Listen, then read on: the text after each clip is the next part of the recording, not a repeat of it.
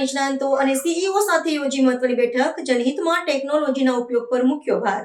વડાપ્રધાન નરેન્દ્ર મોદીએ નવી દિલ્હીમાં દેશ અને દુનિયાની અગ્રણી આર્ટિફિશિયલ ઇન્ટેલિજન્સ કંપનીઓના મુખ્ય કારોબારી અધિકારીઓ સાથે એક ઉચ્ચ સ્તરીય બેઠક યોજી હતી.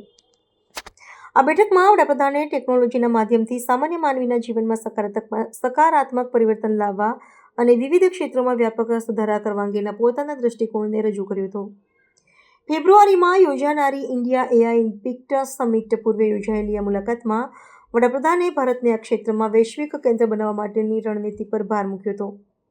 આ બેઠક બાદ વિવિધ કંપનીઓના સીઈઓએ વડાપ્રધાનના દૂરંદેશી અભિગમની મુક્તકંઠે પ્રશંસા કરી હતી.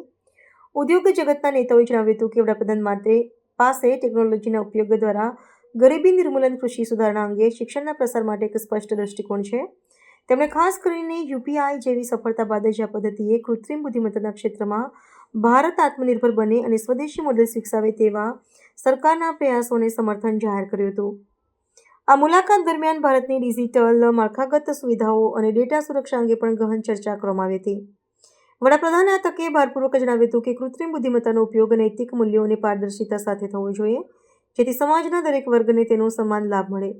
તેમણે અગ્રણીઓને ભારતીય ભાષાઓ અને સ્થાનિક જરૂરિયાતોને અનુરૂપ ટેકનોલોજી વિકસાવવા આહ્વાન કર્યું હતું. આ સંવાદથી આગામી સમયમાં સ્વાસ્થ્ય, શૈક્ષણિક અને આર્થિક ક્ષેત્રે નવીન ક્રાંતિ લાવવાની સંભાવના સેવાઈ રહી છે, જે અંતે વિકસિત ભારતના સ્વપ્નને સાકાર કરવામાં મહત્વની ભૂમિકા ભજવશે.